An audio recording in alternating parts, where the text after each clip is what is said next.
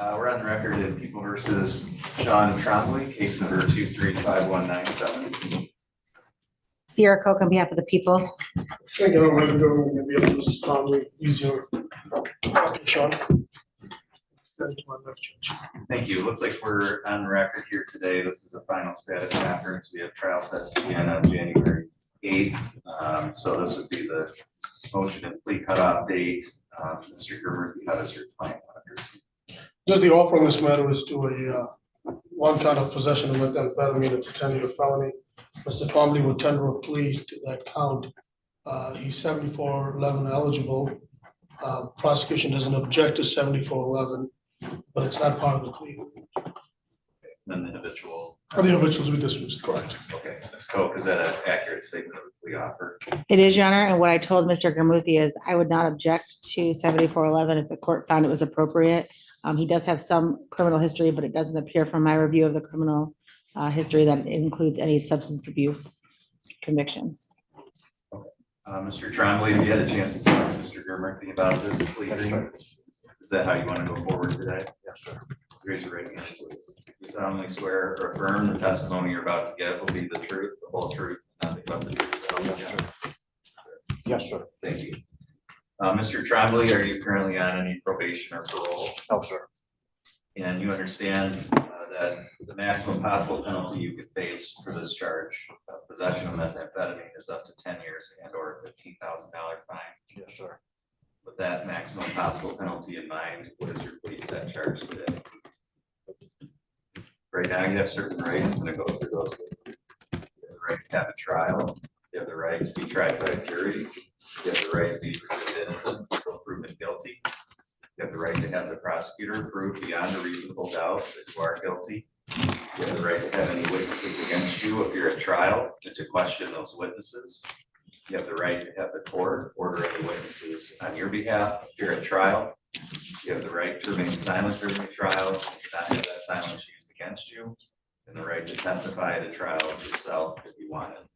Do you understand all of those rights? Yes, sir. Can you tell me what's going to happen to those rights by you pleading guilty?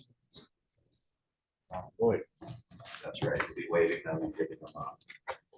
Also, you don't have an automatic right to appeal the plea that you're making here today. If you wanted to try to appeal it or get the plea reversed, you'd have to ask the next higher court, the Court of Appeals, to hear your case. They could say no, and then that would be the end of any appeal. You understand that? Yes, sir. Has anyone threatened you with anything to get you to plead guilty? No. Has anyone promised you anything other than what you said here in court today? Is it your own free choice to plead guilty? Yes. Are you pleading guilty because you are guilty? Pleading guilty because I was driving the vehicle. Yes. Well, this happened on April 4th of this year, is that correct? Yes, sir. That you were operating a vehicle on that day? Yes, sir. And was that here in Crawford County? Not real sure. It was Ross Common, but Crawford. Okay. Borderline. What, do you know where you were at when you got pulled over? Just past, up by Dub and Dub's recycle farm. Okay. So So, sure if that's Ross Common or Crawford, I'm not sure. right, I believe that is within Crawford County. But I know that there is some overlap there. So at that time, you said that there was some methamphetamine in your vehicle? Yes, there was. Okay. Did you know that that was there? No, I did not know it was there. It was not my vehicle, but the drugs were there. So I take responsibility. Were there tests done to determine what the substance was? That I don't know. Mr. Murphy, maybe you can ask some additional questions here. You know a little more about the facts here. You had no legal reason to possess methamphetamine, correct? No. And you're not doubting that the substance that was in the vehicle was methamphetamine, correct? That satisfies some of the questions the court may have, Judge. Ms. Coke, if you have any additional questions. Mr. Trombley, you admitted to the officers that you had used meth earlier that week. Is that correct? I was drugged with it, yes. All right. Willingly did it? No. You did tell the officers that you did use meth, regardless of how you got it earlier. Yes. No further questions. Ms. Schoff, are the people satisfied that there is a factual basis? Your Honor, I believe it's probably a weak factual basis, but I think we probably made it, yes. I agree to Judge. Ms. Schoff, are the people aware of any threats, promises, or inducements other than what's been placed on the record? No, Your Honor. No, Ms. Schoff, are the people satisfied that the court has complied with statute and court rules? Yes, Your Honor. yes, Mr. Trle, the court finds that your plea is knowing, voluntary, and accurate. The court is satisfied that there is a factual basis for the finding that you are guilty of this charge. The court will accept the guilty plea. Set this matter for a sentencing hearing. Be notified of the date and time of that hearing. Before you leave today, you're going to meet with Mr. Havens to set up a pre-sentence interview. And just make sure that you stay in touch with Mr. Murphy prior to that next hearing so that you're prepared to go forward on that day. Yes, sir. In light of the plea, the court will adjourn the trial currently set for January 8th. Ms. Schoff, anything further that we need to address today? No, thank you, Your Honor. no, Judge. Thank you, Mr. Trle. That's all we have. Thank you.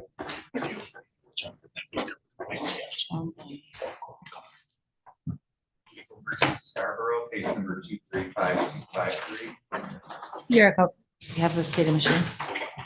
And I read where they gave Mr. Scarborough. Mr. Scarborough is just right now.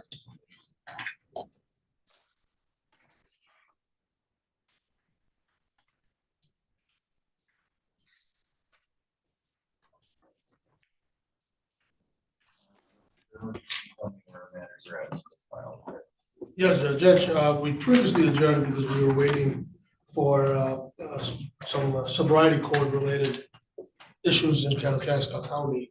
We just found out this morning that he is accepted in the sobriety court in Kalkaska County. And Ms. Gomez did text him or speak with Mr. Scarborough to get a substance abuse assessment done. I think in light of all that, we could go ahead with the plea. The plea is to operating while intoxicated, third offense. If he complies and gets into sobriety court and is successful with sobriety court, he'd be allowed to withdraw the felony plea, and then the operating while intoxicated second offense is what would then enter on his record. He lives in Kalkaska County. I haven't heard any issue of transferring from Crawford to Kalkaska County. It's the same circuit, so I assume that those issues shouldn't come up. But I think we're okay going forward, Judge. All right, and then what about Tuesday? Those will be dismissed, Judge. Ms. Schoff? That is a correct statement of the plea, and to verify for the record, the plea offer is that he pleads to the OWI third. If he does get into sobriety court and if he is successful, it will be reduced down to a second. It's not part of his plea agreement that he has to get in, and I have not heard anything from Kalkaska, but you know, if he gets in, I'm on board with him getting in, and I would support that. Mr. Scarborough, have you had a chance to talk to Mr. Murphy about this case? Yes, I have this morning. Is that how you want to go forward? Yes, please. Raise your right hand. You solemnly swear or affirm the testimony you're about to give to be the truth, the whole truth, nothing but the truth, so help you God. Yes, sir. Before we go further, and based on what Ms. Schoff indicated here for the record, I just want to make sure, as it stands now, my view of this would be that Mr. Scarborough is pleading today, and regardless of what happens with the sobriety court, that would be part of the plea agreement. Is that you guys discussed, or? What I've discussed, Contingent on his admission in the sobriety court. no, what I've discussed with Mr. Scarborough, correct me if I'm wrong, Mr. Scarborough, that you will be pleading to operating while intoxicated, third offense. Yeah. You know you're in sobriety court. If you're successful in sobriety court, you would have an opportunity to reduce the third offense to a second. If you're not successful, you don't get in, you choose not to participate in it, you would be stuck with the operating while intoxicated third offense. Yep. It's only with a complete successful discharge from sobriety court that you would then be allowed to withdraw that plea to a third offense and enter into a second offense. Okay, I just want to make sure. Yeah, no, I completely understand. Okay, good. All right, are you currently on any kind of probation or parole? No. And then you understand that, kind of as we've indicated here, if you're not allowed into sobriety court or you don't successfully complete it, then you would be left with operating while intoxicated third offense. And the maximum possible penalty for that is up to 5 years and or a $5,000 fine. You understand that? Are you, with that in mind, then what is your plea to that charge today? Right now, you have the right to have a trial. You have the right to be tried by a jury. You have the right to be presumed innocent, so proven guilty. You have the right to have the prosecutor prove beyond a reasonable doubt that you are guilty. You have the right to have any witnesses against you appear at trial and to question those witnesses. You have the right to have the court order any witnesses on your behalf appear at trial. You have the right to remain silent during a trial and to not have that silence used against you, and the right to testify at the trial yourself if you wanted. You understand that you have all those rights. Yes, sir. You understand that you're going to be giving up and waiving all of those rights by pleading guilty, including the right to have a trial. Yes, sir. Also, you don't have an automatic right to appeal the plea that you're making here today. If you wanted to try to appeal it or get it reversed, you have to ask the next higher court up, Court of Appeals, to hear your case. They don't have to hear it. They could say no, and then you wouldn't be able to go any further with that appeal. You understand that? Yes, sir. Has anyone threatened you with anything to get you to plead guilty? No. Has anyone promised you anything other than what you said? Your own free choice to enter this plea. Yes, sir. Are you pleading guilty because you are guilty? Yes. This happened on June 14th of this year, is that correct? Yes. On that day, had you been consuming some alcohol? I have, yes.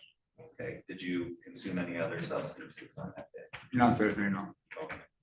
After you consumed alcohol on that day, did you operate a vehicle on Arrowhead Road here in Crawford County? I did. And how did you come into contact with the police? Did you have an accident? No, me and my girlfriend, we were having an argument at the house and one of the neighbors had called cops. And as I was pulling out the driveway, I seen them walking up and I just drove around them and left because I just wanted to leave the situation that we were in. Just trying to avoid conflict, and I just drove around them and left, and I went up the road and I was on my motorcycle and I ended up sliding it out sideways and they pulled up behind me and I was arrested. Okay. Did they do any breath or blood tests to determine the level of alcohol? They did a blood test up at the hospital. It was like 300, so it was 0.11, something Plus like 41. Okay. Do you have any reason to doubt the accuracy of that test? that. No. All right. Had you previously been convicted of operating while intoxicated here in the district court back in 2003? In Calcasta, yes. Well, Calcutta. And then in South Carolina in 2008. Yes, sir. Ms. Koch, are the people satisfied with the factual basis? Yes, Your Honor. Mr. Gerber? I am the judge. Ms. Koch, are the people aware of any threats, promises, or inducements other than what was placed on the record? No, Your Honor. Mr. Gerber? No, Ms. Koch, are the people satisfied that the court has complied with statute and court rule in the taking of this plea? Yes, Your Honor. Mr. Gerber? yes, Mr. Scarborough, the court finds that your plea is knowing, voluntary, and accurate. The court is satisfied there is a factual basis to support a finding that you are guilty of this charge. The court will accept your guilty plea. The probation officer before you leave today to set up a pre-sentence interview. And then we'll set this for a sentencing hearing. We'll mail you the notice of the date and time of that hearing. And coordinate, stay in touch with Mr. Murphy so that you're prepared to go forward on Yes, today. sir.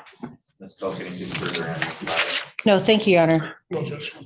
Thank you, Mr. Scarborough. Townson. Are you ready on Mr. Townson? I am judge. Versus Marvin Townson, case number 235215 and 5216. I could have Townson here. Sierra Coke on behalf of the people. Thank you, I'm going to Ramsey on behalf of Mr. Townson. So it looks like file number 5216 is set to proceed to trial on January 11. So this would be the final status conference plea and motion cut off today. Mr. Murphy, how does your client want to proceed on that file? Judge, Mr. Townson would like to spend some more time discussing these issues with me. So we'll have a resolution today, one way or the other. If the court would give us a few more minutes. I know Mr. Schlaff is ready. I need to speak with him briefly. And then Okay, the other two, and then I'll spend a little more time with Mr. Townsend. And then either we'll set it for the trial or we'll have a resolution. okay, I will state for the records, Mr. Townsend is also where the plea offer is to one count of Arant, which is a 2-year felony. The habitual fourth offender notice will be dismissed, and the second file will be dismissed completely. That is the agreement, and that hasn't, that is the agreement for today, so nothing's changed since we last spoke, so I want to put that on the record as well. okay, we'll take a short recess, we'll come back on the record at 2:00. Thank you. Well, it's fine. Oh,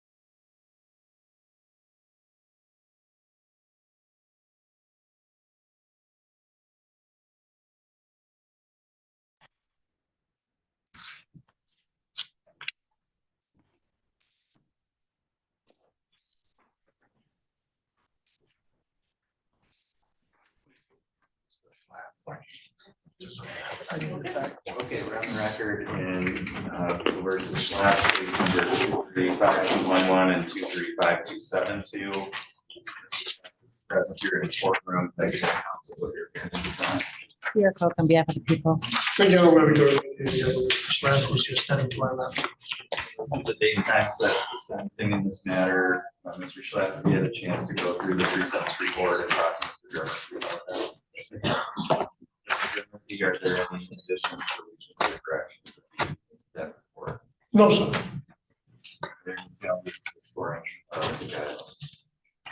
No, Your Honor, we believe the guidelines are appropriate, so very much. So, people have any additions, deletions, or corrections? No, Your Honor. Michelle, this is the scoring. No, Your Honor. Anything on behalf of people for allocation? Yeah, I think the recommendation is appropriate. I think Mr. Schlaff does need rehab. He was a .2 here. I have some concerns about the statements in his PSI that he denies responsibility for the RNO, the attempt RNO, which he pled to. But overall, I think the recommendation is appropriate. I mean, he's 48, he's got 10 misdemeanors. This is his first go round with a felony. Thank you. Thank you, Your Honor. You know, with Mr. Schlaff's comments about the RNO, I know why he believes that. He doesn't believe that resisting would be tightening up or, moving your arm. In his mind, resisting is altercation, getting in an altercation with an officer. I've explained to him that's how the statute reads, that even the slightest pullback would constitute a resist or obstruct because of not following the lawful command. Mr. Schlaff understands that, and then this is the time when that was his belief. So I think we can clarify that portion. Mr. Schlaff has minimal criminal records.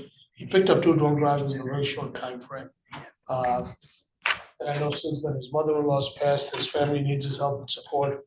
And I know at the taking of the plea, Mr. Schlaff indicated that he would do his best to get into treatment. If I may approach, Judge, I just received this letter from Mr. Schlaff today regarding a 90-day treatment program that Mr. Schlaff could attend starting tomorrow.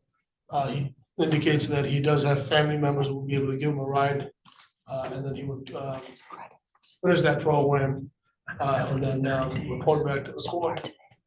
Mr. Schlaff is requesting that the court suspend the balance of the jail sentence in lieu of his treatment, which again, as Ms. Koch stated, as I've stated, he does need treatment, he does need some rehab. He picked up 2 drunk drivings in a very short period of time.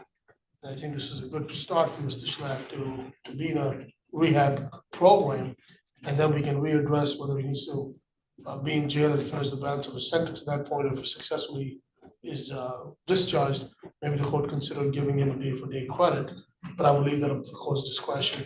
Mr. Schlaff did take steps to get into that treatment, so I know he's asking the court strongly consider allowing him to go to that treatment program. Thank you, Mr. Schlaff. Anything that you wanted to say? I'm very ashamed to be here. Just ready to get back up first. Thank you. I guess anyone. Alcohol and drink.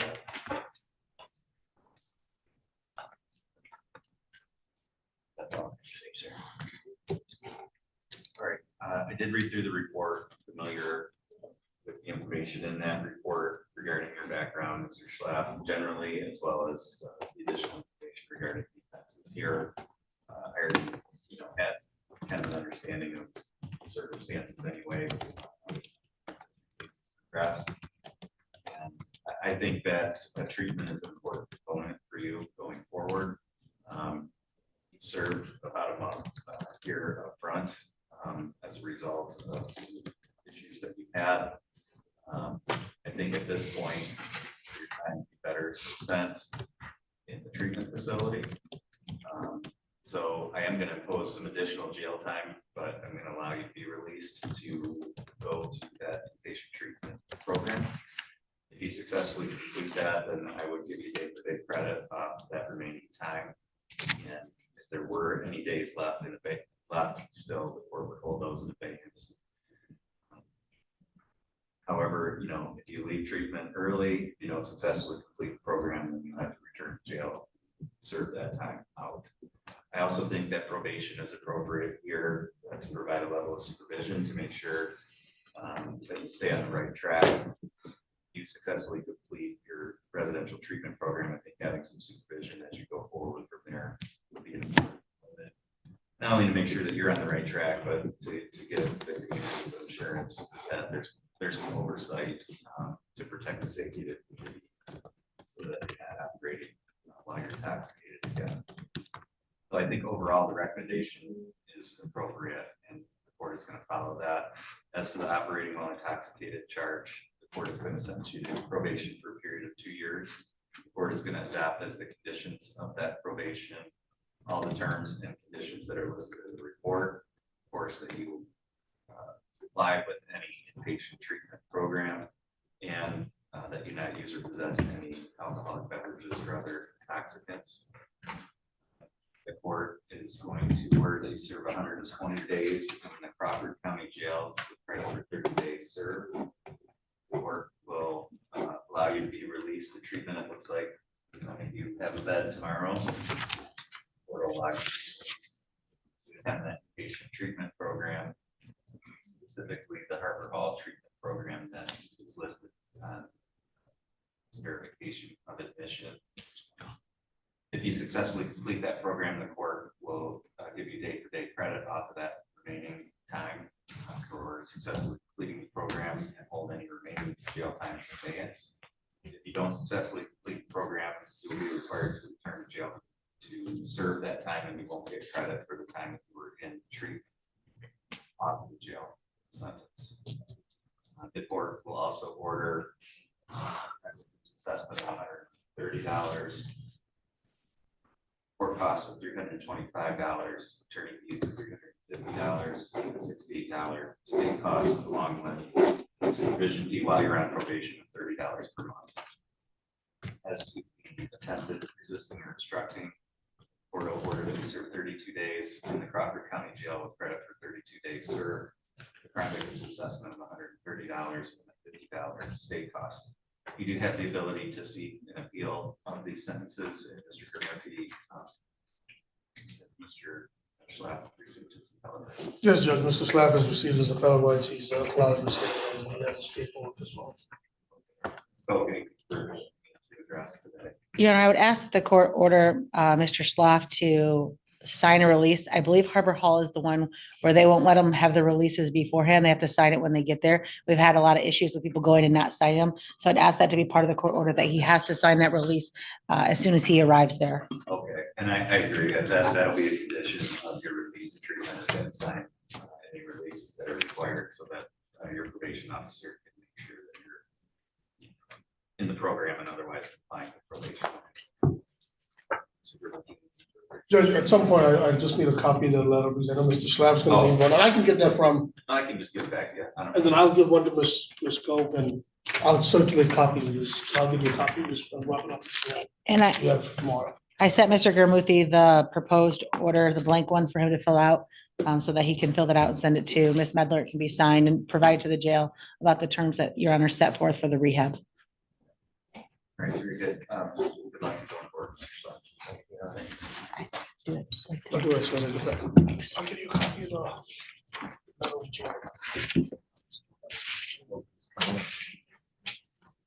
I'll try to. She's gonna give me tomorrow. 30 See you. days. Thanks, Mark. See you. Apprentice. I just got a message, Judge. Mr. Apprentice had some car problems. He's on his way a few minutes late. Okay. Then are we ready on Mr. Townson's case? No, Judge, we need a few more minutes. We'll come back on the record in about 10 minutes. Thank you.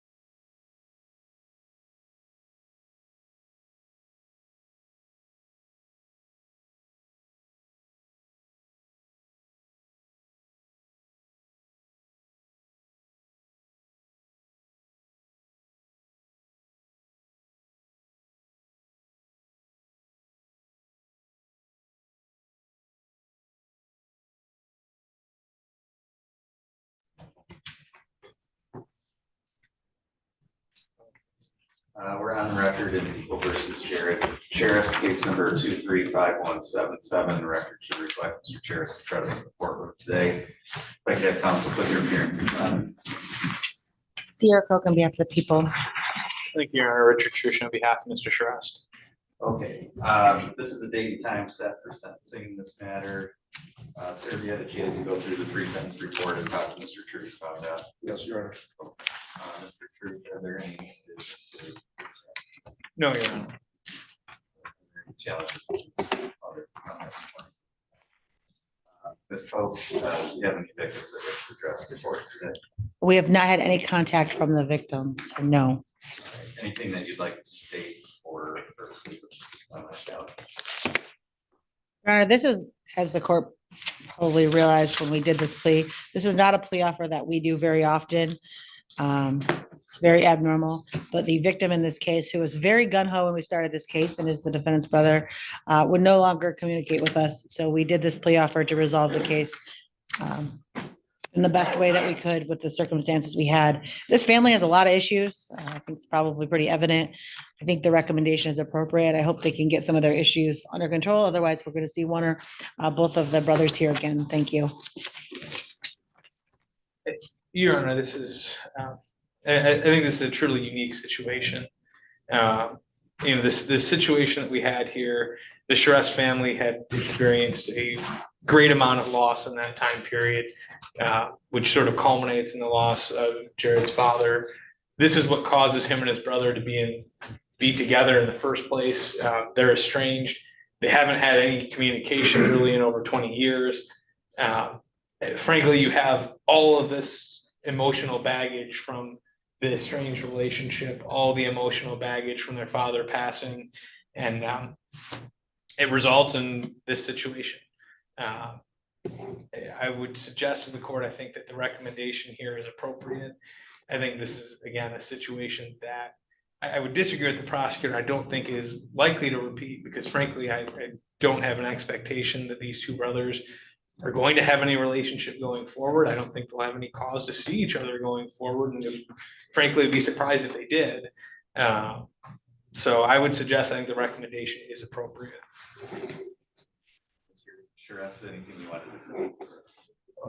No, sir. I think that's what's relationship with my brother. I did review the pre-sentence report. I was pretty familiar with the facts in here based on the motions and the different proceedings we've had throughout the penalty of the case. So I have a good handle on, I think, kind of the circumstances that took place here, as well as kind of the background, and certainly the lawyers flesh that out a little bit more here on the record today. I do think that this is a circumstance that was brought on by what was happening at that particular time. I don't know that this would be a problem going forward between the parties involved. So I think this is a case where jail time with time served, you've got 23 days of jail credit, given the nature of the charge that led to. I think that time served with some fines and costs provides an adequate penalty for your conduct in this case, given all the circumstances. So the court is going to sentence you to 23 days in the Crawford County Jail with credit for 23 days served. Although probation is recommended, the court is not going to order probation in this case. The court is going to order a crime victims assessment of $130, court costs of $325. Are you appointed in this case? Yes, Your Honor. Attorney fees of $350 and $50 state cost. So, Mr. Shrest, when you leave the courtroom today, you just need to check with the clerk's office to make arrangements to pay those fines and costs. You do have the ability to appeal the sentence. This is a misdemeanor, but you do have the ability to appeal the sentence. If you wanted to do that, you would file for your appeal within the next 21 days. If you have more questions about that, Mr. Truce, I'm sure would be able to answer any questions you had about that. Oh, anything further that you need to address for the record? No, thank you. That's all for today. Thank you very much. Ready, Mr. Townson? Yes, Your Honor. versus.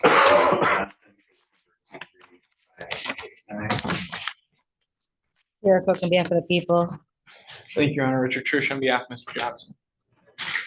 And so we're set for scheduling conference in that case today. And then there's a new file that I believe was just recently been found over back in November, but you have a bench warrant apprehension for your client. We're feeling here that a data conference file 5233 back in October. I don't know if that's something that you're aware of with your client or not. That was not something that I was aware of, Your Honor. I would indicate Mr. Johnson has been in inpatient treatment since he left inpatient treatment. He's in a sober living facility. I think the porch, is that what it's called? ATS, Addicted Treatment Services, and it's through the porch, which is Addictive Treatment Services in Traverse City. And I would just indicate he's been in good communication with me during that time period.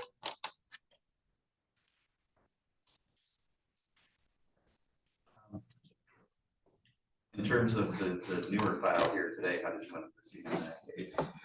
Your Honor, actually, in both files, we have a global offer that ultimately we will be seeking to accept. The issue with this particular case is he's been screened for the sobriety court in Roscommon County, and we believe he's going to be accepted into that program, but they won't make the final determination until he completes the program that he's in right now through Addiction Treatment Services. He indicates he has about 60 days left in that program. And my hope would be if we had another hearing in about 60 days, that we would have a final answer on the sobriety court, which obviously is a huge opportunity for him if he is accepted in that program. Ms. Cole? I don't have an objection to the adjournment. The other case, though, we have to deal with the FTA bench warrant from 10/16 from his FTA. I don't have any information about whether he was in any type of programming at that time. And I don't have any notes to indicate that from that hearing. You, Ms. Coke, do you have any information about whether there's been any violations on? Well, he got a drunk driving third, which is the second drunk driving third. And then while he was on probation, or I'm sorry, while he was on bond for that, he then got this case, which is another drunk driving third. So it hasn't been going particularly well. In your Honor, what is can the court help me with what's the date of the non-appearance? October 16th. Okay.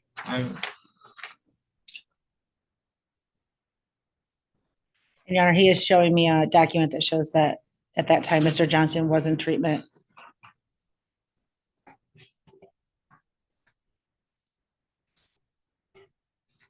And this was after the second file, which occurred on September 24th.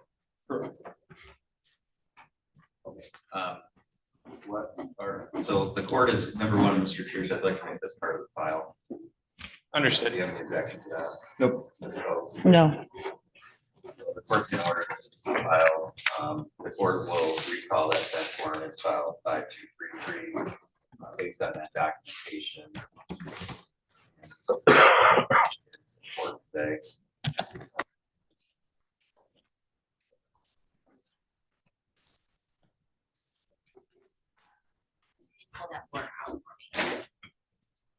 And then we'll set both files for a plea hearing in about 60 days.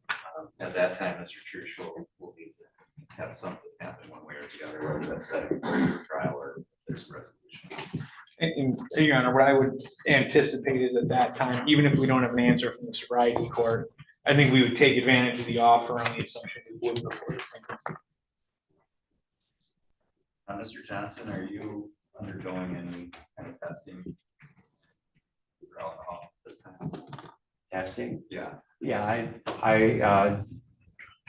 I blow in I have a smart mobile device, which I blow into that 3 times a day. Okay, Plus I drive one time a week through the, Spry house that I'm living in. okay, And sometimes they come in on a Saturday and I'll drop on a Saturday as well. okay. But whenever they want it, I give it to them. All right, are you doing that as part of your bond conditions in this case? No, or that's no, part of what No, you're- this is all me. All right, then what I'm gonna order, Mr. Trush, as a condition of bond, given the circumstances here where we had another charge while on bond.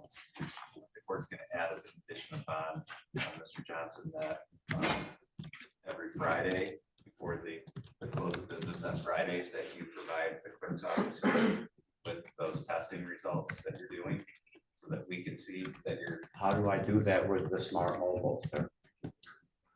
whatever you're getting, you get some kind of printout or report from your, No, it just says either I passed or I failed, and it always says I passed. okay, what about the drops that you're doing? The drops, I imagine I could probably figure out a way to get those facts from the ATS house. Okay, then let's do that. Okay. Your Honor, may I suggest that it be phrased that he provide proof that he's in compliance with their testing requirements? Because I suspect that that might be easier for us to provide than the actual results. Yeah, and I don't need the actual results, but what I want, number one, my concern here, Mr. Johnson, is to make sure that you're testing and that you're testing negative. And Yes, sir. I don't need to see the actual results as long as I get something from the ATS saying that you're in compliance with their testing. Yeah. Okay.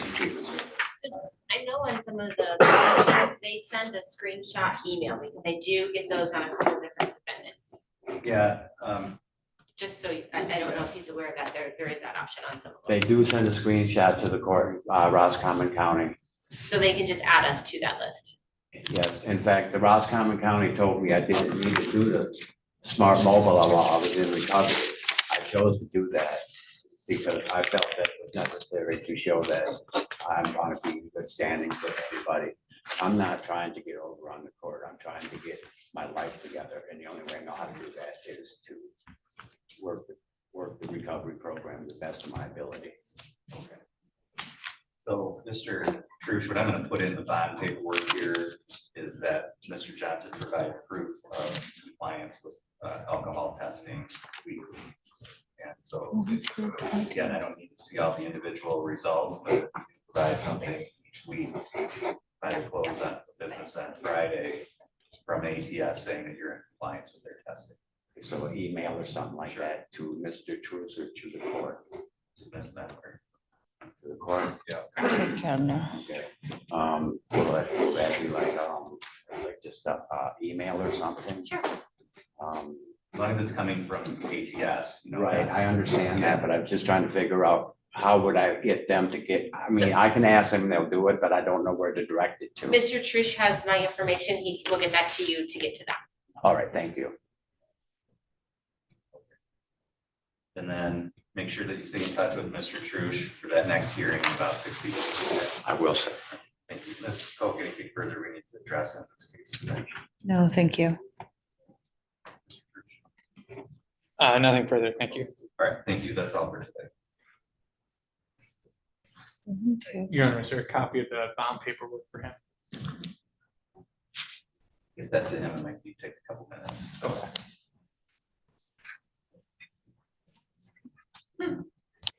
Sure. 4201.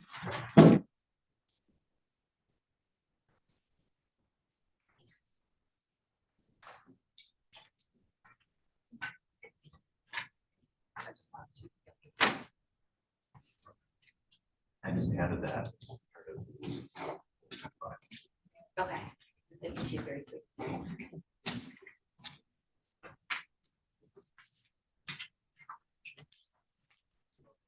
Murphy, people versus Townson. Case number 235-215. Sierra Coke on behalf of the people. Thank you, Your Honor. We'll have to go to meeting. Mr.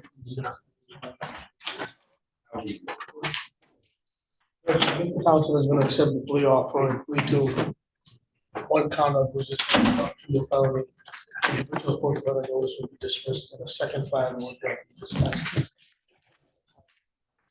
No contest. I got police report supporting that as well, Judge. Due to any potential civil liability. Okay, which file is it being in? 5216. It's going to be file 5216. Thank you. No contest. Correct. Ms. Coach, do the people have any objections to no contest? No, Is that an accurate statement? Yeah. it is. And what, Mr. Gurmurthy, what's the basis of the no contest? Any potential civil liability. Judge.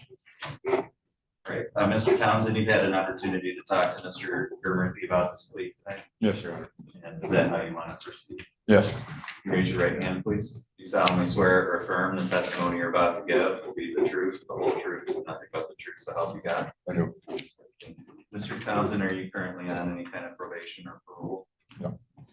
You understand that the maximum possible penalty you could face for one count of resisting or obstructing is up to 2 years or a $2,000 fine? Yes. That maximum possible penalty in mind, what is your plea to that charge here? No contest. Right now, you have certain rights, I'm gonna go through those with you. You have the right to have a trial, you have the right to be tried by a jury, you have the right to be presumed innocent until proven guilty. You have the right to have the prosecutor prove beyond a reasonable doubt that you are guilty. You have the right to have any witnesses against you appear at trial to question those witnesses. You have the right to have the court ordering witnesses on your behalf appear at trial. You have the right to remain silent during a trial, and not have that silence used against you, and the right to testify at a trial yourself if you want. You understand all those rights? Yes, I do. You understand giving up and waiving all of those rights by pleading no contest. Yes, I do. Also, you don't have an automatic right to appeal the plea that you're making here today. If you wanted to try to do that, you'd have to ask the Court of Appeals to hear your case. They could say no, and that would be the end of any appeal. You understand that? Yes, I do. Has anyone threatened you with anything to get you to plead no contest? No. Has anyone promised you anything other than what we've said here on the record? No. Are you entering this plea of your own free will today? Yes. Just give me 1 second here, Mr. Chairman.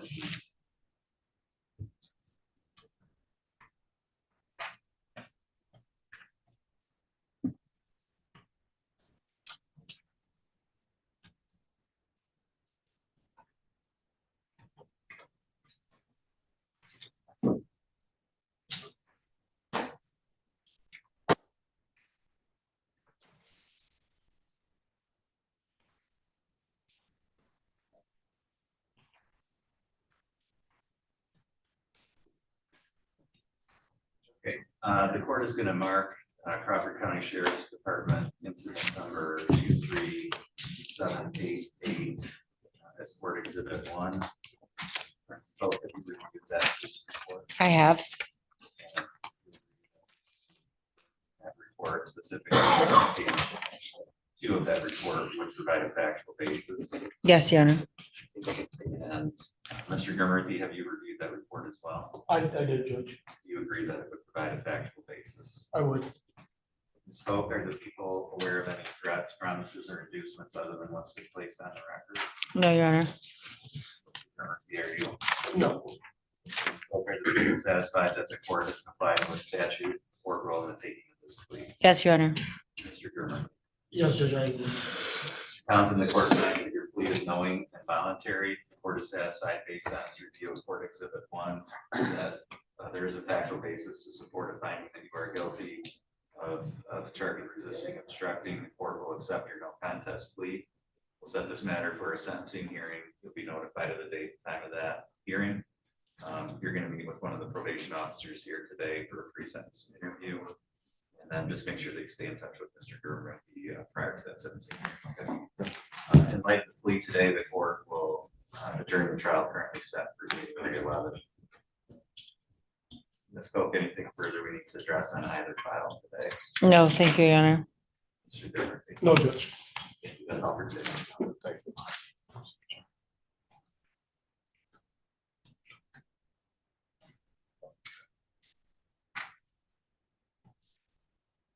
Mr. Apprentice is your, I know we called this case previously. What's that? I'm sorry. Mr. Prentice is here, Judge. Okay, are you ready to go forward? I am. People versus James Prentice, case number 25153. Record should reflect Mr. Prentice is present here in the courtroom today. This is the date and time set for sentencing in this matter. I know we've got some challenges to the guidelines. Second, Mr. Prentice, have you had a chance to go through the precinct report and talk to Mr. Germurthy about that? Yes. Mr. Germurthy, in terms of the body of the report, do you have any additions, deletions, or corrections? No, Judge. I have your responses. I have Ms. Koch's objections. Other than those three issues, OB 12, 14, and 19, do you have any objections to any of the other variables? No, sir. Ms. Koch, in terms of the body of the report, do you have any corrections, additions, deletions? No. And then let's address OB 12 first. I did get your brief. Is there anything that you wanted to state for the record? Your Honor, I did make a typographical error, and I think that because of my error, which was that I put that he pled to possession of methamphetamine, he actually pled to the delivery. So I think that OV 12 is probably scored correctly, and I'd withdraw my objection. Okay, so OB 14. In OV 14, Your Honor, the co-defendant in this case, Anna Gardner, which was his girlfriend who assisted him in this matter, she pled guilty to possession of methamphetamine. And I think when you look at the totality of this circumstance, it's very different from the circumstance that defense, the case that the defense references, which is just a whole bunch of people there not knowing what's going on. That's not the case here. They're assisting in obtaining and selling the methamphetamine, and I think he should be scored under OB 14 for the reasons stated in my brief. Judge, I believe that Ms. Gardner was not scored with OV 14. As OV 14 indicates, multiple people could be scored as a leader, but you can't pick and choose.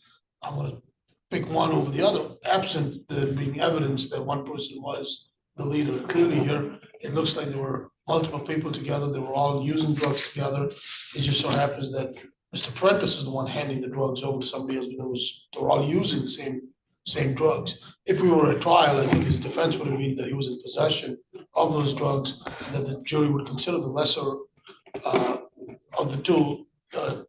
In other words, not finding guilty of the delivery, but possession. Again, and I think because of those reasons, the court that OV 14 was properly scored, and then it shouldn't be enhanced for any way for Mr. Prentice. Okay, I did have a chance to review the statute governing OB 14, which involves the offender's role. I had a chance to review Ms. Koch's brief and the defendant's response. And the statute doesn't define what a leader is, quote unquote, in this circumstance. So, I mean, I just did a basic dictionary search, and Oxford's dictionary defines leader as a person who leads or commands a group. Looking at the facts here, and the court would have to find by preponderance of the evidence that would support scoring Prentice as a leader here, a person who was leading and commanding that group that was involved in this situation.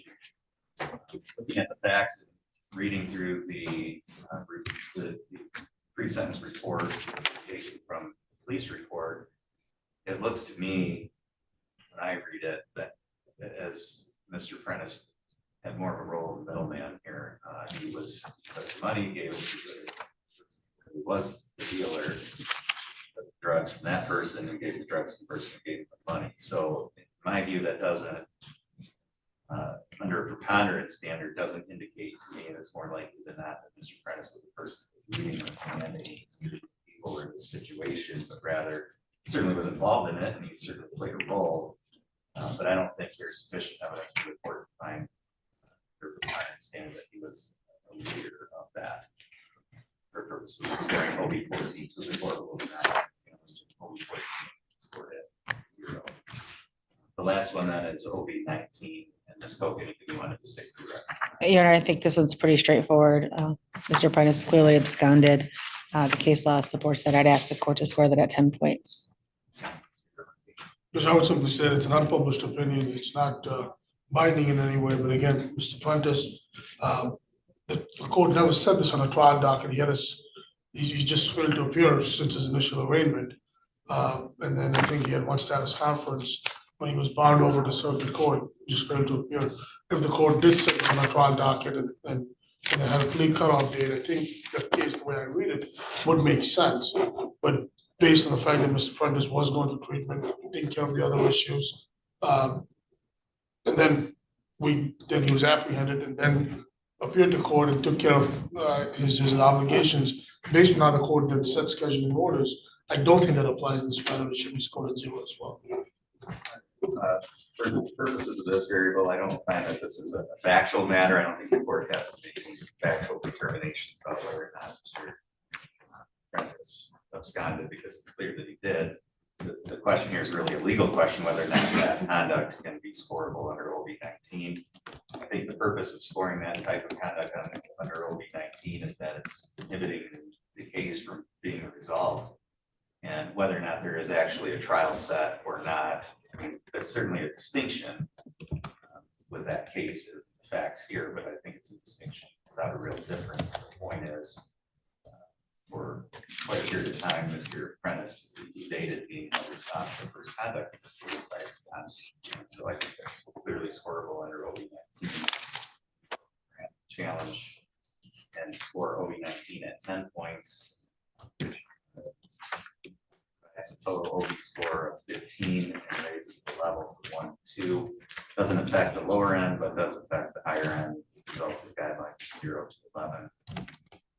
Spoke with that. Do you agree that that would be the guideline range? Yes. Yes. Challenges to the guideline. No, Your Honor.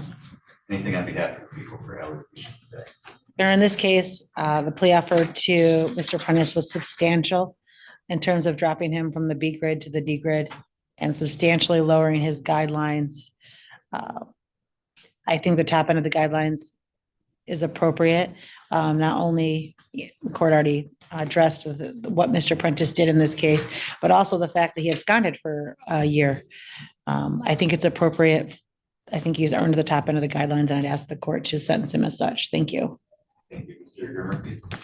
Just Mr. Prentice is 30 years of age. He has no prior felony convictions. This is his first felony conviction. It's a 20-year crime. It does change the guidelines from the B grid to the D grid. If we would have gone to trial, I think we would have argued to the court that he was certainly in possession of the drugs, but he was the murderer. I think the court has identified that as well. This is not some big time dealer. This is not somebody who was trying to influence the community or was bringing drugs into the community and was passing them along. His girlfriend, who's, as the court indicated, was previously convicted as well. She was part of it. There were other friends and somebody who was working off some of the charges that they had.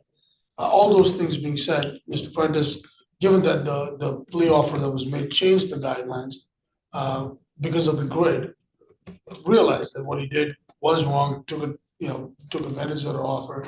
But again, since he was absconding on bond, he's come to court in every proceeding. He's accepted the plea offer that was made, knowing that it does have a 20-year felony tail end that Mr. Prentice is exposed to. I would think that the recommendation here is appropriate with 120 days, 3 days credit, with some components for treatment. He's a young individual, no prior felony history. And since this matter, he has taken some steps to clean his act, go with treatment, getting counseling, getting his mental health in check. These are all good things. And the way I see it is, for somebody who was exposed to the drug was involved in being addicted to drugs, has taken a lot of steps to get out of it. Once he got out of it, decided in a sober sense of mind, or I'm going to take care of my criminal issues that are there as well. And he's the one who turned himself in at jail initially and again started these proceedings again. So I think for all those reasons, the recommendation is appropriate for Mr. Prentice, and as the court to follow it. Prentice, anything that you wanted to say? Yeah, I know I was in the wrong, which I shouldn't have been. I was buying drugs as well. I messed up. I'm taking ownership of it. I'm not a big person. Like I was just in my using stages where I had a lot of friends. Well, a lot of friends, should I say. And hanging out with the wrong people and just got myself caught up. But it's a good reality check. I did read through the report, so familiar, obviously, with the facts here. I read through it really carefully, given the nature of the challenges that we just addressed. So I'm familiar with those facts. There's a lot of information here about your background. Taking all that into account, with addition to what the lawyers have said, I think the recommendation is appropriate generally. I do think that there should be an additional penalty for your absconding. And the way it's for a year. So the court is going to sentence you to 180 days.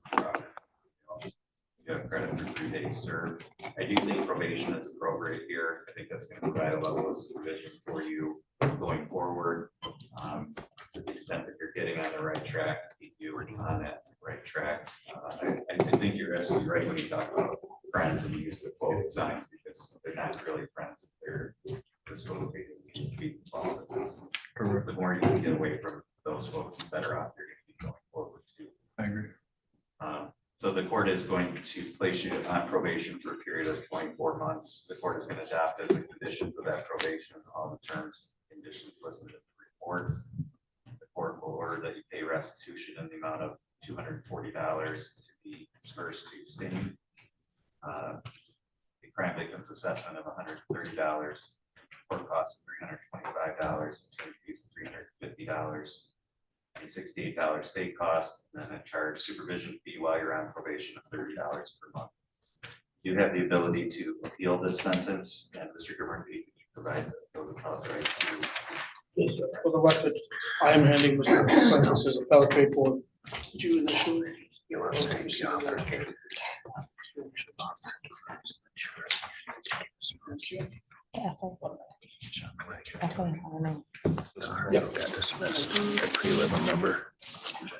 Okay. Yes, Mr. Apprentice's acknowledged receipt of this appellate paperwork. Yeah, that'll be fine. Thank you.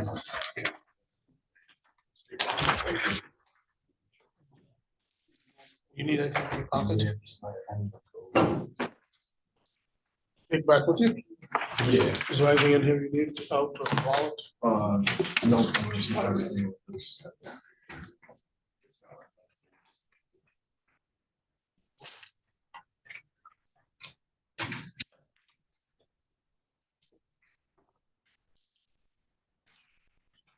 Right.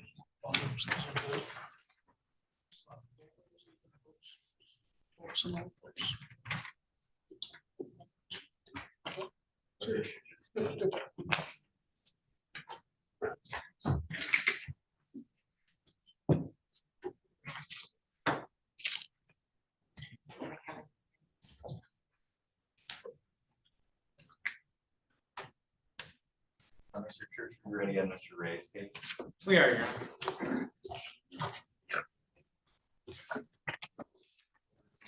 Now, Ray, number 235204, the record should reflect Mr. Ray.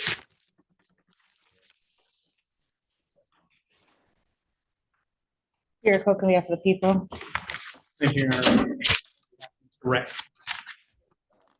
He was accepted back in November. The court did not report this case. So, do people have any victims that wish to address? We contacted our office and discussed coming in to speak today, but then did not contact us again, so no. Anything on behalf of the people for allocation? I really have no idea how this situation ended up the way it did with Mr. Ray chasing somebody down the road and getting out of the car and slapping him in the face. That's the what was stated by the victim. I mean, this is really just kind of crazy. It could have escalated really bad. I think a short jail stay is appropriate. Thank you. Thank you, Mr. Church. Your Honor, I guess I'd start with that. I don't think Mr. Ray has a substantial criminal history. It does appear that he has a felony back in 2012. Outside of that, again, I don't think he has anything substantial on his criminal history.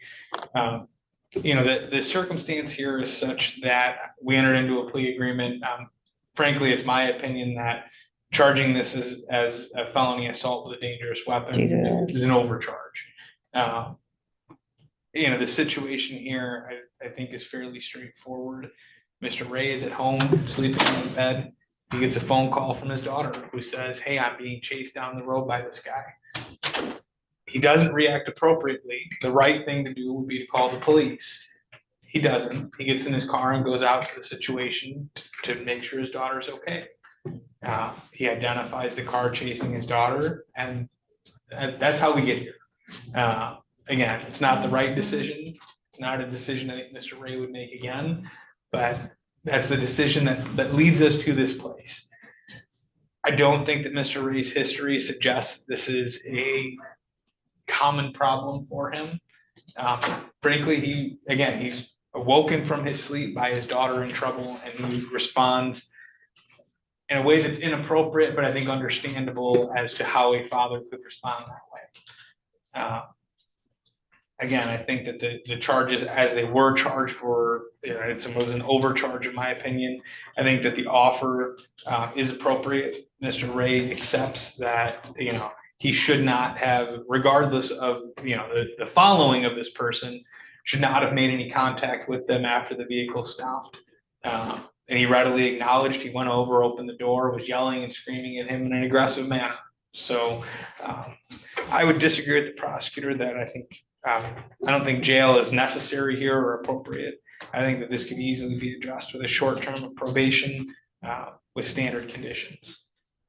Did Mr. Ray serve any jail? Did he have?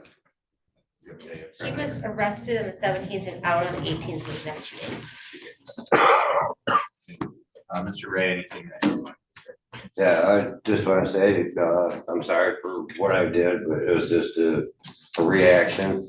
I mean, any father at 11:30 at night is gonna go and protect, or at least protect her daughter or grandson. My grandson was with her at the time. And, it was as far as me hitting him, but there was no hitting, there was just verbal contact. I didn't know the kid. My daughter ended up knowing him because she's had problems with him before. And I didn't know who it was that was chasing her at the time, so, but I never did strike the kid or anything. I still don't know who the kid is, and he said that he's had problems with our family before, and I don't see where, because I don't know him, and my daughter barely knows him. But I'm just sorry that it all happened. So, based on information that I have in terms of the circumstances here, I think both lawyers are right. This is really not the correct way to handle it. You really don't have to be here today. That benefits a little differently. Right, I understand. And, I'm a father, I get it. Like, your number one priority is protecting your children. Right. See, he was chasing. Okay, I'm sorry. We're good. Okay. What I'm saying is, there's different ways to do that, and if you're confronted with a situation like this, the first call should be to 911 to get the police involved, because they're the ones who are professionals at helping and keeping people safe. And however good your intentions might be in terms of wanting to protect children, best people in a position to do that is going to be law enforcement. And you don't want, that's not something that you should ever take into your own hands. So absolutely wrong way to handle it. I get where you're coming from, but first call should be to the police or 911 and say, "Look, we need help. My daughter's in this situation." So then how do we address that? Spend 2 days in jail, or you're in 2 days of jail credit as a result of this. The court can impose jail time as a way to kind of impress upon you that this is not appropriate conduct. The court can also impose financial penalties to do that. And I think this is a circumstance where the financial penalty is a more appropriate way of impressing upon you. This is not the right way to handle this, as opposed to more jail time. So the court is going to one sentence you to 2 days with credit for 2 days served. Crime victims assessment of $130, state cost of $50, court costs of $325, attorney fees of $350, fine of $250. Because this is a misdemeanor, you have the ability to appeal the sentence. If you wanted to do that, you would have to file that paperwork within the next 21 days. So there is a time limit on that. If you have more questions about that, you can, I'm sure Mr. Chair should be able to answer the questions you have. In terms of paying those fines and costs, after you're done with the hearing today, just go to the clerk's office. Make those payments, okay? All right. Ms. Koch, anything further today on the record? No, thank you. Nothing further, thank you. Thank you, Mr. Rayner. Okay, thank you.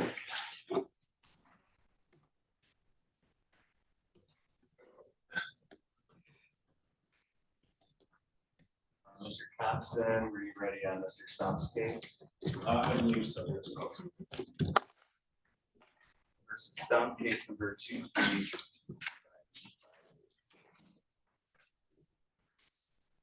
Sierra Coke on behalf of the people. Thank you, Your Honor. Jason Thompson on behalf of the defendant, Eric Stump. Your Honor, I believe we have a plea agreement in this matter. Prosecutor had earlier extended a plea offer. That was before we ran a prelim. My client would intend to plead guilty to no contest to one count of felonious assault, Your Honor. So that'd be an added count 4. Is that correct, Ms. Cook? It is, Your Honor. Or it is Jason. Sorry. Well, there was another charge that was dropped in the prelim, and that was part of the original offer, so I was just confirming that that's where we're at. I believe the basis of no contest plea would be a lack of memory of my client, Your Honor. All right. Do you have a police report? I do, if I may approach it.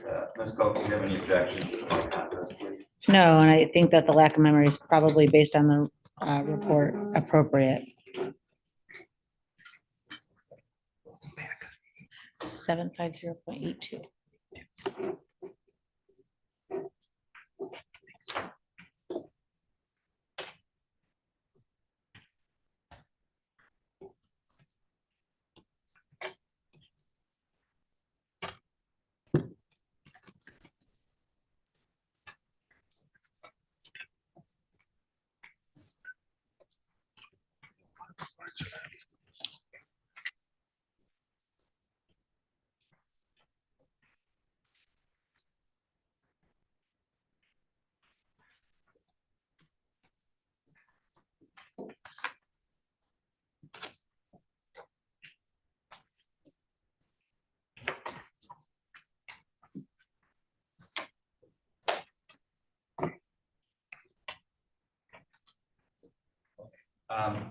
Is this a 10-year or 5-year?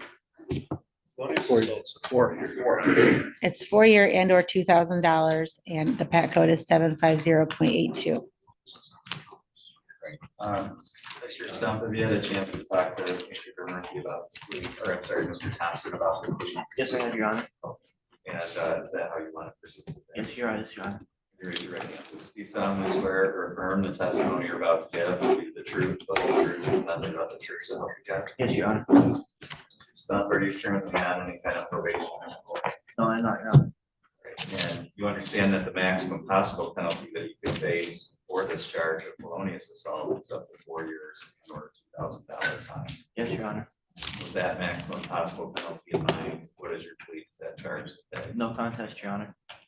So right now, you have the right to have a trial. You have the right to be tried by a jury. You have the right to be presumed innocent until proven guilty. You have the right to have the prosecutor prove beyond reasonable doubt you are guilty. You have the right to have any witnesses against you if you're at trial to question those witnesses. You have the right to have the court order any witnesses on your behalf if you're at trial. You have a right to remain silent during a trial if you do not have that silence used against you. And the right to testify at a trial yourself if you want it.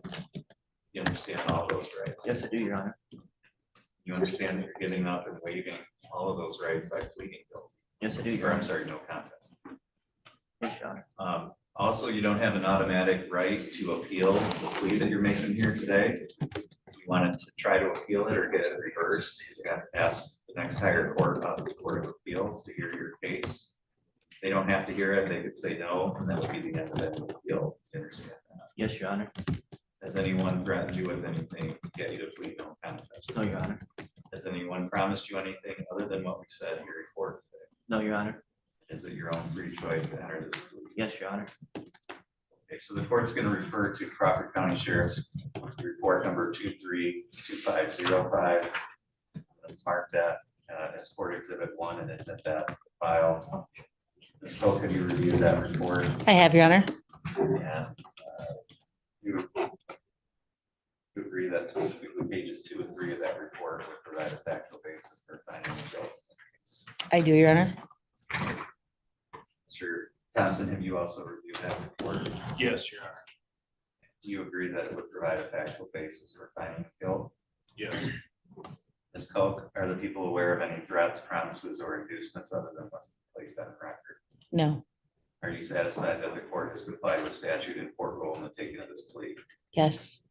Mr. Thompson, are you aware of any threats, promises, or inducements other than what's been placed on the record? No, Your Honor. Are you satisfied that the court has complied with statute and court rule in the taking of this plea? I am. Mr. Stump, the court finds that your plea is knowing, voluntary.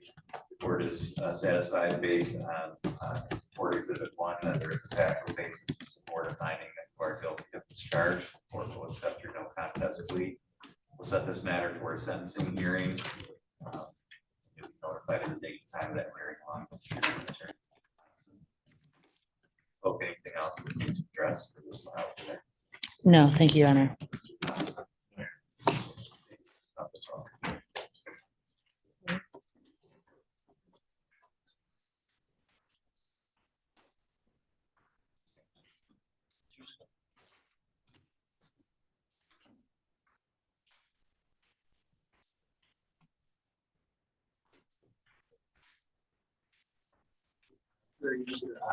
Yes, sir. Okay, please come forward.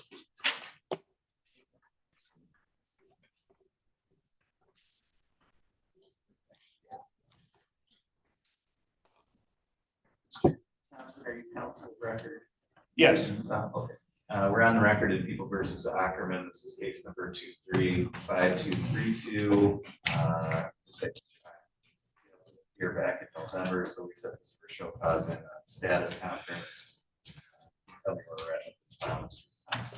Yes, Your Honor. First of all, as to the show cause, Mr. Ackerman is very sorry. The sheriff post office box was lapse, so he did not receive his mail. At the same time, he was unemployed and broke and lost phone service, so I wasn't able to reach him on the phone. He didn't get the mail like he usually does. He historically attends court consistently. He's very sorry, Your Honor. He's here today, and I would ask the court to consider dismissing the show cause.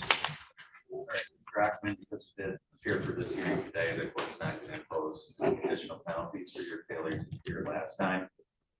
However, if you have in the future failures to appear, then you actually have your bond revoked, and you'll have to sit in jail. So it's really important that you are here for court when you need to be, and that you make whatever arrangements you need to make to receive the notices and so forth. Okay. Yes, Your Honor. So the court will dismiss the show cause for purposes of today's hearing. Mr. Thompson. In terms of status, Your Honor, I've had discussions with the prosecutor. We've reviewed some video together. I've sent her some materials I've researched. We do not yet have a meeting of minds in terms of a plea agreement at this point. So if we set the trial, I think we could do it today. With Mr. Arant not being lodged, I'm not aware of any reason that would have to be accelerated on the docket. In terms of the duration of trial, let's hope you agree one day. Absolutely, Your Honor. Let's hope that people need any particular period of time to be ready for trial. No. No, Your Honor. So the court will set it for a one-day jury trial at its next available date. Court will set it for a final status conference prior to the trial. Ms. Coke, are you anticipating any kind of pre-trial motions or motions? Your Honor, we will have an issue and I think we can deal with it with a limited instruction and I'll talk about it with Mr. Thompson, but this is one of those ones where it's a possession by a felon, so we have to prove that as one of the elements. I'll speak to Mr. Thompson and I think we can resolve that issue. I just wanted to mention it, so on record. I think we can.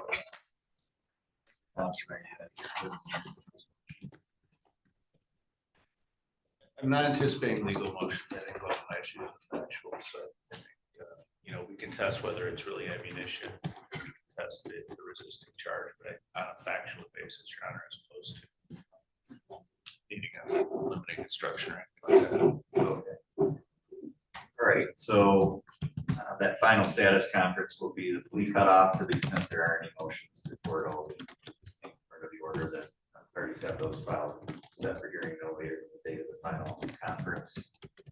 So Mr. Ackerman will send out notice of the date of the trial as well as that final status conference. So that final status conference would be the last opportunity to enter into any kind of plea agreements. Okay. Yes. Ms. Koch, anything further for scheduling? No, thank you. Mr. Thompson? Nothing further, thank you. Mr. Ackerman, do you have any questions? No, I don't, we're ready. Okay, thank you. That's all for today. Thank you. Did you update your address with this matter, or did you get the PO box back? Oh, I think the PO box back. Can you update your address with this matter? To adjourn.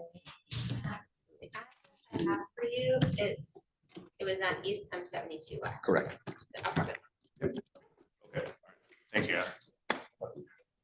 Next hearing set for 3:30. We'll take a short recess. Back on the record. If I get tomorrow. Thank you.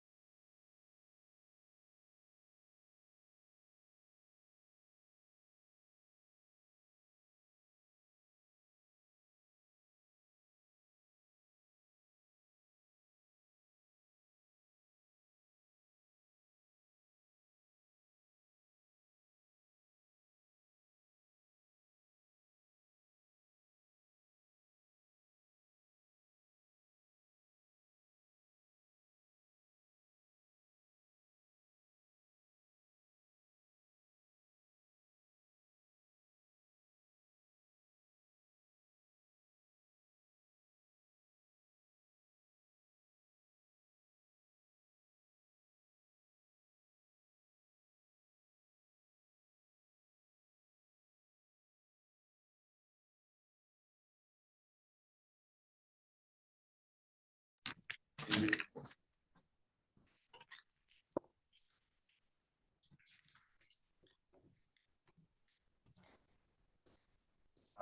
versus Angelica Ramsey, case number 25251. Sierra Cook, on behalf of the people. Thank you, Your Honor. Jason Thompson on behalf of the defendant, Angelica Ramsey. Angelica.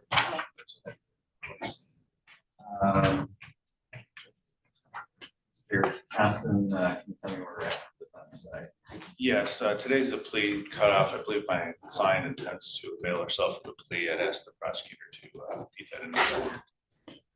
Your Honor, the plea is to plead to count one, the harboring or concealing of a felon, dismiss the habitual notice, and dismiss lying to a police officer. Ms. Ramsey, have you had a chance to talk to Mr. Thompson about this plea agreement? Yes, Your Honor. Okay, is that how you wanted to proceed today? Raise your right hand, please. Do you solemnly swear or affirm the testimony you're about to give will be the truth, the whole truth, nothing but the truth, so help you God? Mr. Ramsey, are you currently on any kind of probation or parole? I was still on probation. Okay. And you understand that by pleading guilty to count one, which as Ms. Cope indicated is harboring a felon, that the maximum possible penalty you can face would be up to 4 years and or a $5,000 fine? Yes, Your Honor. With that maximum possible penalty in mind, what is your plea to that charge today? Right now, you have certain rights. I'm going to go through those with you. You have the right to have a trial. You have the right to be tried by a jury. You have the right to be presumed innocent until proven guilty. You have the right to have the prosecutor prove beyond a reasonable doubt that you are guilty. Witnesses against you appear at trial. Right to have the court order any witnesses on your behalf appear at trial. You have the right to remain silent during a trial. You cannot have that silence used against you, and the right to testify at a trial yourself if you want it. You understand all those rights. Yes, Your Honor. And you understand that you're going to be giving up and waiving all of those rights by pleading guilty, including the right to have also, you don't have an automatic right to appeal the plea that you're making here today. Get it reversed. If you try to do that, you have to ask for the court to appeal the case. They don't have to hear it, and they can say no. That would be the end of that appeal. You understand? With anything, get you to plead guilty. No. Has anyone promised you anything other than what we said here in court today? No. Is it your own free choice to enter this plea? Yes. Are you pleading guilty because you are guilty? Yes. So the time frame listed here is July 7th through August of this year, 2023. Is that the correct time frame? Yes. And during that period of time, were you here in Crawford County? Yes. And did you help somebody avoid some kind of arrest warrant or something in this case? I did. Did you know that that person had a felony bench warrant out for them? I did. And it was your intent to try to help that person avoid that warrant? Yes. Ms. Koch, are the people satisfied with the factual basis? Yes, Your Honor. Mr. Thompson? Yes, Your Honor. I think that's sufficient. Ms. Koch, are the people aware of any threats, promises, or inducements other than what's been placed on the record? No, Your Honor. Mr. Thompson? No, Your Honor. Ms. Koch, are the people satisfied that the court has complied with statute and court rule in the taking of this plea? Yes, Your Honor. Mr. Thompson? Yes, Your Honor. Ms. Ramsey, the court finds that your plea is knowing, voluntary, and accurate. The court is satisfied there is a factual basis to support a finding that you are guilty of this charge. The court will accept your guilty plea. We're going to set this matter for a sentencing hearing. You'll be notified of the date and time of that hearing before you leave today. Set up a pre-sentence interview, and then it's just important that you stay in touch with Mr. Townson prior to that next hearing date. Okay. Spoke anything further on this case? No. Mr. Thompson? Nothing further. Thank you. Thank you, Ms. Ramsey. That's all.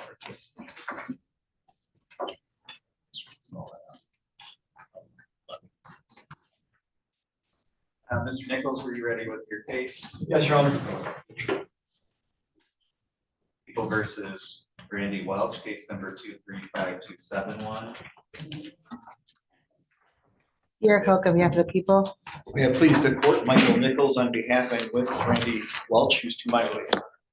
All right, we're on the record here today for a status conference. In this case, and I think this Welch's first appearance before circuit court in this file. Have there been discussions, or can you tell me where things are at from your standpoint? Yes, Your Honor, thank you. I have talked with Ms. Koch, who advised me she intends to petition the Attorney General for a special prosecutor.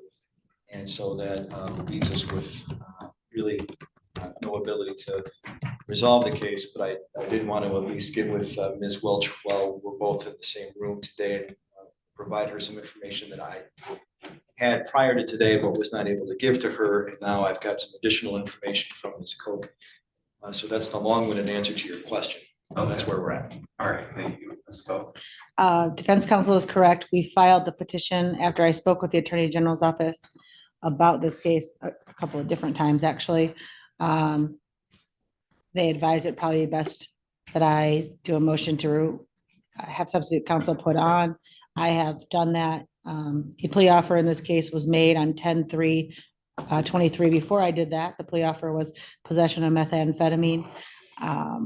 Dismissed the second or subsequent. I also went over defendant's criminal history with defense counsel since I have access to it. I did not provide him a copy of the CCH because I'm not allowed to. I did handwrite it all out for him based on her last PSI, and I told him he could handwrite it and copy it from here so that he would have it. And we provided him another copy of the police report and all of the pictures in color attached, and we sent a DVD that we have from this case to his office last week. So we've done our best to provide him with everything. I think he has everything now, if he's received that DVD in the mail. And we should have a new attorney appointed soon. The AG's office indicated it will probably be Escoda County Prosecutor Christy McGregor. All right, just out of curiosity, I don't know that it's really relevant and that I'm going to do in the case, but what's the basis for the prosecutor? Some of the statements made by Ms. Welch's boyfriend to me about what he would do if I put her in jail, and then things that I learned later that he has done. It's stuff that's gone on behind the scenes. Yes, it's nothing to do with Miss Welch herself, actually, which is why I kept calling the AG's office and saying, I don't think I have a conflict with Miss Welch, but the other situation continues to escalate. So they said it would probably be best just for me to get off of it. All right, okay. So I guess, Mr. Nichols, my thought is to set this for another status conference in about 60 days rather than 30. I don't know what the process is for the AG to come out of speed and have meaningful discussions with you about how to proceed. I have seen it take agonizingly long for what should be a simple process, but I agree 60 days makes sense. And I have also talked to Ms. Welch about those issues. I am not privy to any of the dynamics, shall we say, that Ms. Koch made reference to, and I've asked to be kept out of those dynamics. Okay. All right. So we'll set it for a status conference in 60 days. The court will send out notice of the date and time of that hearing to counsel and to Ms. Welch. Ms. Welch, just make sure you stay in touch with your counsel so that you're ready to go forward. Spoke anything further? No, thank you. I did get a chance to look at the criminal history, which is appreciated because sometimes what we get access to via iChat is not accurate, as appears to be the situation. So thank you. And I don't have the disc, but I'm sure it's coming. Thank you, Your Honor. So, If you don't get the disc in the next few days, call us and we'll send it again. will do. Maybe by picking care will be more efficient than the mail. Sometimes driving up here is more. Yeah. Yeah. Bowman case right now. Oh, I just shut down. What is Bowman? It's PV arraignment. Oh, Not here. You go grab Mr. Townson. okay. I mean, I'll stay here. No, I mean, I was just. Yeah.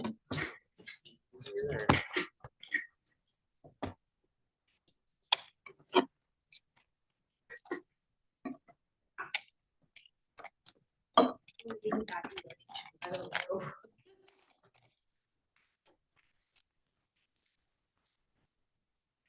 It is hard when we have two different courts going in two different.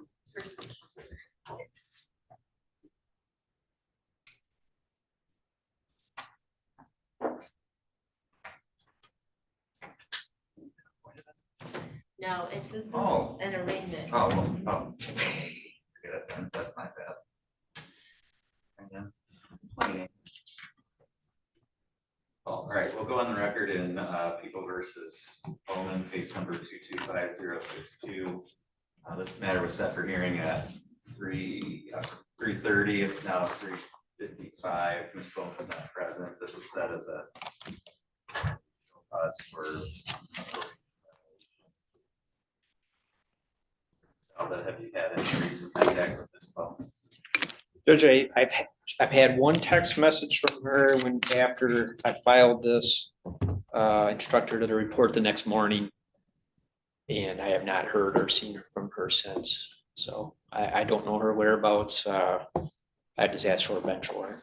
Okay, yeah, if you could prepare a bench warrant, just to include the current allegations as well as just a bit of that.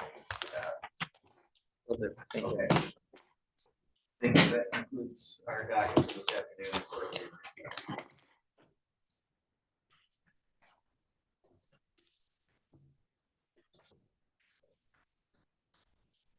I leave for the second time today. That's all right. It was my mistake. I'm sorry. It was my mistake. We You're not